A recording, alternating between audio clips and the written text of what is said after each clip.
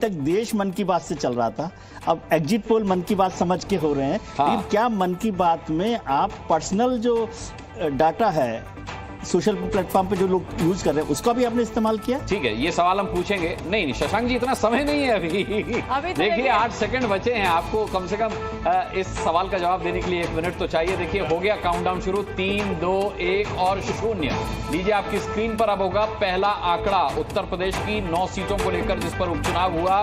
Exit poll क्या कहता है? यूपी में बीजेपी प्लस को बढ़ाते एग्जिट पोल के हिसाब से बीजेपी प्लस को 4 से 6 सीटें। शोभना बिल्कुल, और समाजवादी पार्टी को 3 से 5 सीटें मिल रही है, यानी कुल मिलाकर फर्क तो बहुत नहीं है। लेकिन जैसा कि समाजवादी पार्टी दावा कर रही थी कि साहब 9 की 9 सीटों पर हम स्वीप करेंगे, ये तो डर गए हैं, जितना चुनाव को टालेंगे उतना ये हारेंगे। वैसा एग्जिट पोल के जीनिया के एआई एग्जिट पोल में हमें ऐसा नहीं दिख रहा है। उत्तर प्रदेश में 9 सीटों में बीजेपी को बढ़त मिलती हुई यहाँ पर दिखाई दे रही है 4 से 6 सीटों के साथ, और समाजवादी पार्टी 3 से 5 सीटें दिख रही है यहाँ हासिल होती भी दिखाई दे रही हैं। अभिज्ञान, आपसे मैं जरूर जानना चाहूंगा कि इसमें चौंकाने वाला आंकड़ा कुछ लग रहा है क्या आपको? क्या भारतीय जनता पार्टी लीड कर रही है वो चौंकाने वाला है, या समाजवादी पार्टी को 4 से 5 सीटें मिल रही है वो चौंकाने वाला? नहीं, मैंने आपसे पहले भी कहा कि बीजेपी बाउंस बैक करेगी, और बहुत दिनों से बीजेपी लगी हुई थी, क्योंकि जो उसका डिमोरलाइजेशन हुआ ना, कटेंगे बटेंगे आलू प्याज बना के रखा है योगी आदित्यनाथ ने पूरे देश एक रहेंगे तो सेफ रहेंगे। तो हाँ, तो जो कटेंगे बटेंगे सब चलता रहेगा, प्याज बैगन लहसुन इसका योगी आदित्यनाथ का, अजय बिष्ट का। लेकिन मेन क्या है कि आपको चुनाव भी जीतना है साथ में, ठीक है? खाली बोल बचन से सियासत नहीं चलती। तो अभी नरेंद्र मोदी आ रहे हैं ना, 370 बोले थे, पार्लियामेंट में 130 सीट कम हो गई जी। तो इसलिए मुझे ये अच्छे से पता था कि बीजेपी बहुत स्ट्रॉन्ग फोकस के साथ और कैलकुलेशन के साथ ये 9 सीटों को लड़ेगी, and the same was for Samajwadi party. तो इसलिए मैंने शुरू में ही कहा था कि बीजेपी बाउंस बैक करने की कोशिश की, जो आपकी एआई बता रही है। अब एआई से विजय जी आप जानना चालू कर दीजिए, ये लोग बताएंगे चुनाव। ये मन की बात पढ़ रही है। आरपी सिंह साहब से पूछ लेते हैं। आरपी सिंह साहब तो क्लीन स्वीप की बात कर रहे थे यहाँ पे। आरपी सिंह साहब जो बीजेपी के हमारे साथ है, आरपी सिंह साहब क्लीन स्वीप की आप बात कर रहे थे, उधर समाजवादी पार्टी का भी यही दावा था। अब समाजवादी पार्टी के प्रवक्ता भी मेरे साथ नहीं है, तो मैं आपसे जरूर पूछना चाहूंगा क्लीन स्वीप का क्या हुआ? देखिए रागी, मैं एक चीज और बोलूँ, ये जो आपका मैंने तारीफ करी कि एक अच्छा तरीका, नया तरीका है। तारीफ करके तो फंस चुके हैं आप। सुन तो लीजिए सर, मैं तो आपकी बात मान्य करते हो, तो तारीफ अभी भी कर रहा हूँ। अनुराग जी जो है बीच बीच में इसी तरीके से माहौल को लाइट रखते हैं, आप अपनी बात पूरी कीजिए। उनका अधिकार है, उनका अधिकार है। पर जो वो वोट डालने गए नहीं गए, इसका क्या कैसे सबूत आएगा? कि जो आपने एग्जिट पोल किया, कि जो आपने डेटा रिलीज किया 10 लाख का, 5 लाख का, 2 लाख का, जितना भी आपने किया होगा, वो वोट डालने भी गए नहीं गए, इसका तो कोई आधार है नहीं। अब वो ठीक है, वो उनका सोशल मीडिया हैंडल तो ये कहता है कि वो भाजपा या साहब ये बताइए ना कि आप इस आकलन से सहमत हैं या असहमत हैं? बस 2 शब्द में मेरा जवाब दे दीजिए आप। रिजल्ट इसके अलग होगा। मैं आप 9 की 9 सीटों का दावा करें। प्रियंका, देखिए मेरे पास 2 स्टूडियो में मेहमान है, मैंने उनका रुख नहीं किया है। मैं एक बार सबसे पहले प्रियंका आपका रुख करना चाहूंगी। आम आदमी पार्टी से हालांकि यूपी चुनाव में कहीं कुछ देखने को नहीं मिल रहा है, महाराष्ट्र में भी कोई ऐसा बेस नहीं है। केजरीवाल देखने को मिलते हैं मंच पर, अखिलेश यादव। लेकिन क्या मतलब ये जो वादे नारे ये सब, आप दिल्ली का चुनाव सामने, तो क्या आपको लग रहा है कि महाराष्ट्र, झारखंड और यूपी के जो नतीजे आएंगे उसका असर दिल्ली में बीजेपी को फायदेमंद हो सकती है अगर बीजेपी यहाँ पर बाजी मारती है?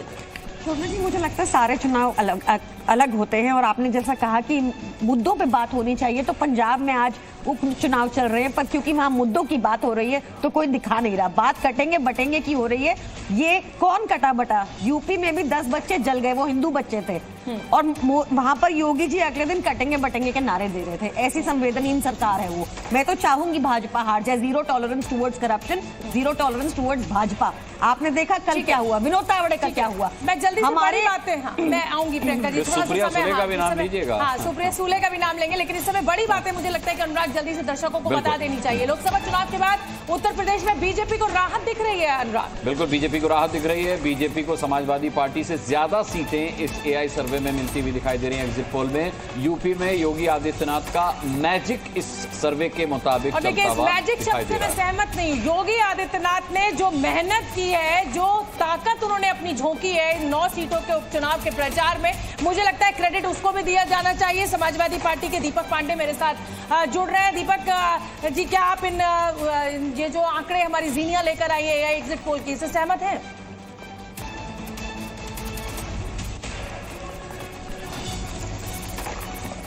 दीपक आपको आवाज मिल रही है? रामकृपाल जी जल्दी से अपनी टिप्पणी दे दीजिए, फिर आ रही हूं हर्षवर्धन जी आपके पास। आंकड़ा होना चाहिए। दीपक जी देखिए, मैं भी खुद एक सॉफ्टवेयर इंजीनियर हूं। मैं जानता हूं कि जो एल्गोरिथम कैसे बनती है, क्या होता है। उत्तर प्रदेश बहुत बड़ा प्रदेश है और उसमें 9 सीटों पे चुनाव हो रहा है। उस पर इस प्रकार का डेटा लेकर के अगर जीनिया आई है तो मैं उसका तारीफ करता हूं, लेकिन इस डेटा से बिल्कुल उलट होगा। हम आपको बता दें कि योगी आदित्यनाथ जी की बौखलाहट बता रही है कि दीपक जी पहले आप योगी आदित्यनाथ जी को कोसिएगा, वो मैं आपको मौका दूंगी, लेकिन उससे पहले मैं आपको बता दूं कि जब हमने 2024 के लोकसभा का चुनाव किया था तो सिर्फ ये जीनिया ही थी जिसमें उत्तर प्रदेश में समाजवादी पार्टी को अच्छी सीटें दिखाई थी, और उस समय आप ही के नेता मेरे साथ बैठे थे और बड़ी पीठ थपथपाई थी उस समय जीनिया की। आज आप जरूर ये कह सकते हैं की, लेकिन मैं ये बता रहा हूँ, मैं खुद सॉफ्टवेयर इंजीनियर हूँ। एक छोटे लेवल का ये 9 विधानसभा का चुनाव उत्तर प्रदेश में 400 से ज्यादा विधानसभाएं हैं। तो क्या होता है कि जब डेटा हम लोग बल्क डेटा एनालिसिस करते हैं तो जो छोटे लेवल के डेटा है उसमें ज्यादा एक्यूरेसी नहीं आ पाती है। मैं खुद सॉफ्टवेयर इंजीनियर हूं, मैं जानता हूं, डेटा एनालिस्ट भी हूं, तो मुझे इस चीज का, तो मैं इसके साथ दावा कर सकता हूं। मैं जमीन पे भी हूं, पिछले 3 साल से लगातार जमीन पे हूं, इसलिए मीडिया में नहीं आ पाता था, अब आया हूं 3 साल बाद। तो मैं बता सकता हूं कि उत्तर प्रदेश की हवा बिल्कुल अलग है। जो मीडिया में चल रहा, सोशल मीडिया में चल रहा है, मतलब समाजवादी पार्टी 9 की 9 सीट जीत रही है, ये कह रहे हैं? नहीं, तो मैं बता दूं 7 से और 9 के बीच में हम रहेंगे। 7 से ज्यादा आगे बढ़ेंगे। 7 से 9 सीटों का दावा वो कर रहे हैं। चलिए जीनिया से हम बात कर लेते हैं और जीनिया से पूछ लेते हैं कि जीनिया को क्या लगा इस बार उत्तर प्रदेश उपचुनाव का सबसे बड़ा मुद्दा क्या था। जीनिया, यूपी के लोकसभा चुनाव में बीजेपी को हार के बाद यूपी के लोगों के लिए मुद्दा बदल गया है। हमने ये सवाल पूछा कि यूपी उपचुनाव का सबसे बड़ा मुद्दा क्या रहा। हमने इस पर वोटरों के सेंटिमेंट का एनालिसिस किया तो पाया कि रोजगार को 40% लोग अहम मुद्दा मान रहे हैं, महंगाई को 30% ने, तो कानून व्यवस्था को 20% ने बड़ा मुद्दा बताया, जबकि 10% सेंटिमेंट ऐसे मिले जिन्होंने जाति के आधार पर वोट किया।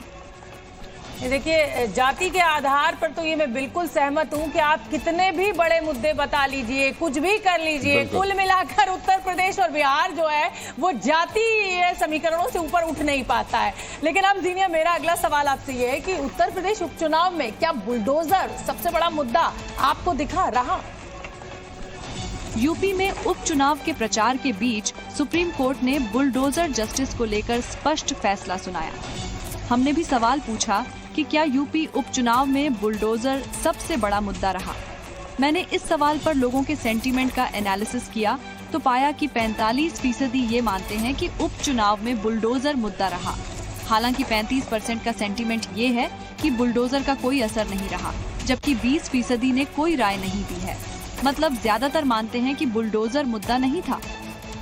बुलडोजर मुद्दा नहीं था। हर्षवर्धन जी, बुलडोजर हीरो भी बना है उत्तर प्रदेश में और बुलडोजर विलेन भी बना है उत्तर प्रदेश में। आप कितना बड़ा मुद्दा मानते हैं बुलडोजर को इस बार इन 9 सीटों पर? नहीं, देखिए, बुलडोजर मुद्दा तो था ही। अगर नहीं रहा होता तो सुप्रीम कोर्ट के फैसले के पहले और फैसले के बाद जिस तरह की प्रतिक्रिया आई है वही बताता है को मुद्दा था। और देखिए, जब जीनिया ने नहीं बोला था तब भी आपने हमसे पूछा था तो मैंने कहा था कि 5-4 हो सकता है भारतीय जनता पार्टी के पक्ष में, यानी भाजपा 5 और समाजवादी पार्टी 4। लेकिन इन 9 सीटों को अगर देखें तो 6 से 7 सीटें ये समाजवादी पार्टी का बहुत मजबूत गढ़ है जिन सामाजिक समीकरणों की बात करते हैं। अगर भाजपा 5 सीटें जीतती हुई दिख रही है तो योगी आदित्यनाथ ने जो हेड ऑन लिया है, जिस तरह से उपचुनाव में जाकर अपनी पूरी ताकत, पूरी शक्ति लगाई है, उसका ही परिणाम दिखता है और उसमें बुलडोजर शामिल है। ठीक है। तो चलिए अगला सवाल भी हम जीनिया से समझ लेते हैं। भाई, जीनिया तो ये कह रही है कि बुलडोजर बहुत बड़ा मुद्दा नहीं रहा, लेकिन हर्षवर्धन जी उससे इतर कुछ बात कह रहे हैं। अब जीनिया, मेरा अगला सवाल आपसे ये है कि उत्तर प्रदेश में जाति गार्ड चला या फिर हिंदुत्व का मुद्दा, क्योंकि जातीय जनगणना और अखिलेश यादव भी पीडीए करते रहे, तो आपका जो आकलन था उसमें जाति कार्ड या फिर हिंदुत्व? बीजेपी को ये लगता है कि लोकसभा चुनाव में यूपी में खराब नतीजों के पीछे हिंदू वोटों का बंटवारा था। लिहाजा इस बार बीजेपी ने हिंदू वोटों को एक रखने पर पूरी ताकत लगा दी। मैंने लोगों से पूछा कि यूपी में जाति कार्ड चला या हिंदुत्व का मुद्दा। इस पर 40% ने जाति कार्ड चलने का सेंटीमेंट जाहिर किया। हिंदुत्व के मुद्दे पर भी 40% ने समर्थन दिया। वहीं 20% को ये लगता है कि दोनों ही मुद्दे नहीं चले। चलिए, अब जीनिया से बातचीत का सिलसिला चल पड़ा है, तो मैं जीनिया से आगे ये भी जानना चाहूंगा कि जो सर्वे उन्होंने किया उसमें ये सवाल भी पूछा होगा कि कानून व्यवस्था पर कौन सीएम सबसे बेहतर रहा। जीनिया ये सवाल किया तो क्या इसका नतीजा निकला? उत्तर प्रदेश उपचुनाव में हमने लोगों से पूछा कि कानून व्यवस्था पर कौन सा सीएम बेहतर है। मैंने इस सवाल पर लोगों के सेंटीमेंट का एनालिसिस किया तो पाया कि कानून व्यवस्था पर 55% ने योगी आदित्यनाथ को बेहतर बताया है, जबकि 30% ने अखिलेश यादव और 15% ही मायावती को बेहतर सीएम बता रहे हैं। मतलब कानून व्यवस्था के मामले में यूपी के लोगों का भरोसा योगी पर है।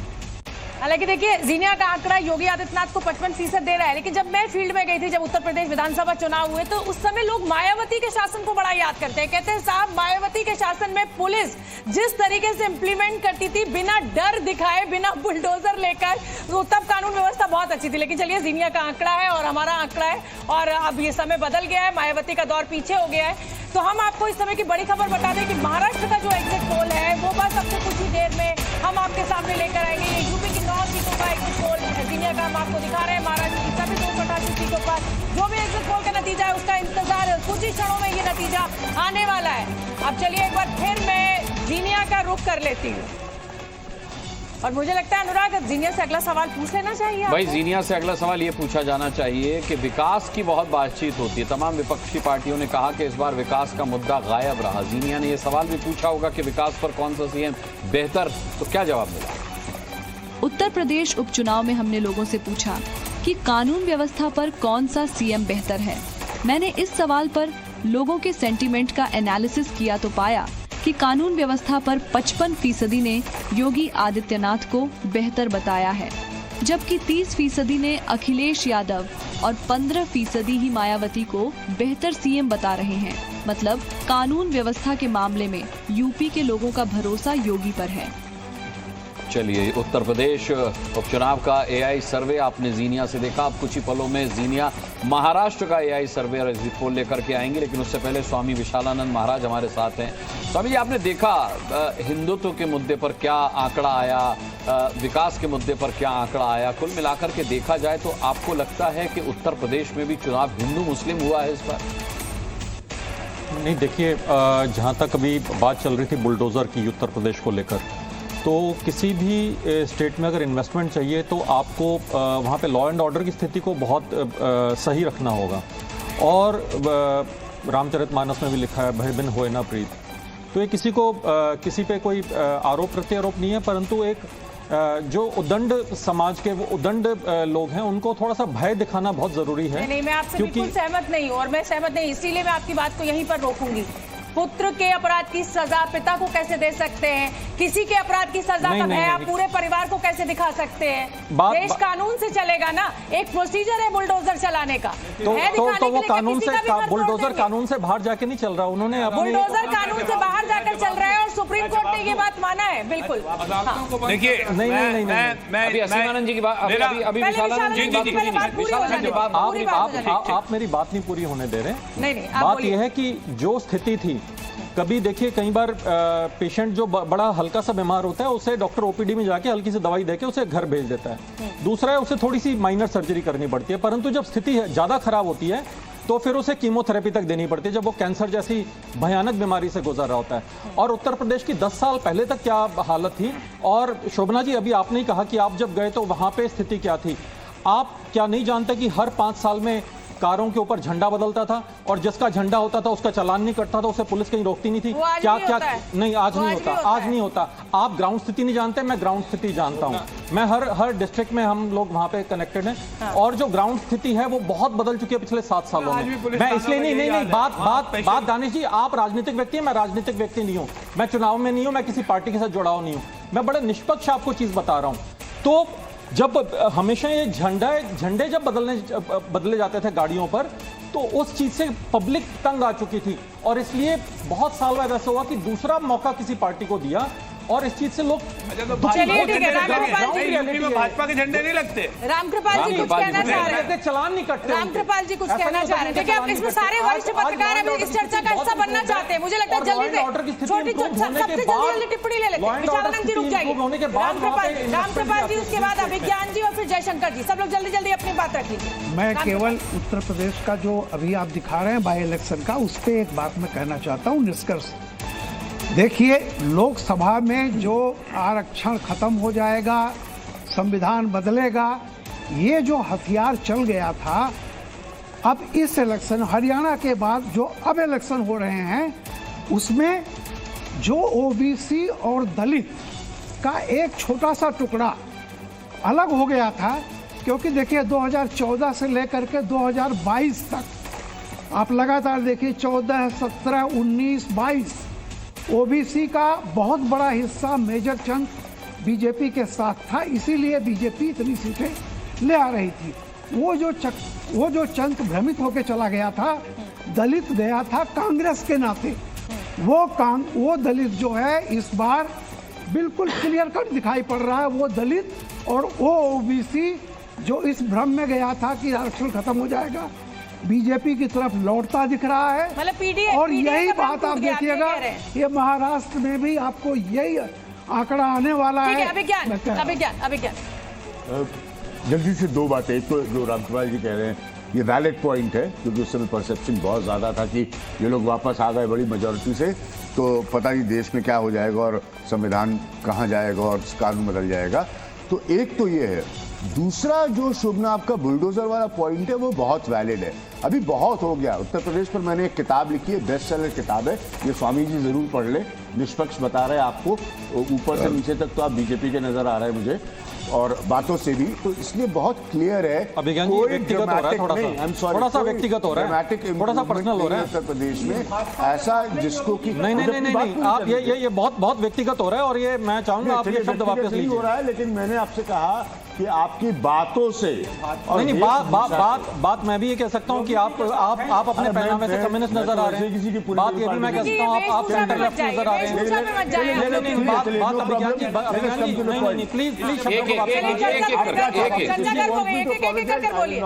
आप मुझसे और कुछ सुनना चाहते तो वो मैं करूंगा नहीं, इसलिए इम्पोर्टेंट पॉइंट ये है कि उत्तर प्रदेश देश का वो राज्य है जिसमें भयानक पोटेंशियल रहा है और इसी बात को लेकर मैंने अपनी किताब लिखी और तमाम सरकारें रही उसमें, बीजेपी, कांग्रेस, समाजवादी पार्टी, मायावती, वो कभी भी अपने फुल पोटेंशियल को रियलाइज नहीं कर पाया। और उसकी मूल वजह ये है कि 90 के दशक के बाद से जो एक किस्म की सियासत मंडल कमंडल वाली उत्तर प्रदेश में पकड़ में आई, विजय जी जानते हैं, रामकृपाल जी जानते हैं, उसका आधार ऐसे बना कि आज तक उत्तर प्रदेश उससे उबर कर नहीं निकल कर आ पाया। ठीक है भैया। और जो पॉइंट ऑफ डेवलपमेंट, और आप कोई state should not be known for bulldozer politics, बिल्कुल, या कोई स्टेट तो का नेता should not be known for कटेंगे कि बटेंगे। अभी तो कटेंगे बटेंगे, आगे क्या क्या हटेंगे मुझे नहीं मालूम।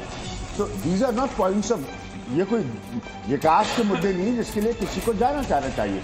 ये मेरा पॉइंट है, क्योंकि वो देश का सबसे बड़ा ठीक है, लेकिन उसके बावजूद भी अभिज्ञान आप आंकड़ा देखें, अगर विकास के नाम पर तो योगी भी कहा कि जो रामकृपाल जी कह रहे थे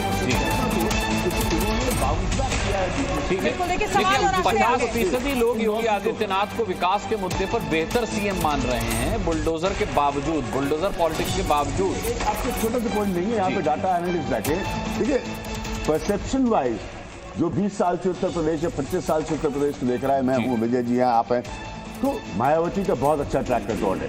तो जो सीएम क्लोजर रहेगा सत्ता के, जब आप आकलन करेंगे तो ये स्वाभाविक होता है कि उसका आंकड़ा ऊपर आएगा। क्यों सही कह रहा हो ना? ठीक है, तो नेचुरली इस वक्त बिल्कुल ठीक है। आपको पहले जयशंकर जी की टिप्पणी लेती हूँ, फिर अकुल रोहतगी जी आपके पास आऊंगी। जयशंकर जी, नहीं, मेरा कहना यह है कि जो दिखा रहा है जीनिया का एग्जिट पोल, वो लगभग पहले जैसा ही है, उसमें कोई बहुत बड़ा, आप जैसे बहस हम लोग ऐसा कर रहे हैं जैसा लग रहा है क्लीन स्वीप हो रहा है। भाई पहले जो है अभी तक की हालत में 5 सीटें एनडीए के पास हैं वहाँ, 3 बीजेपी के पास, 1 लोकदल के पास, 1 निषाद समाज पार्टी के पास, ये 5 सीटें इनके पास थी और 5 ही इनको मिलते हुए दिखाई दे रही है। जो आपने दिखाया 4 से 6, तो उसका औसत निकलेगा 5।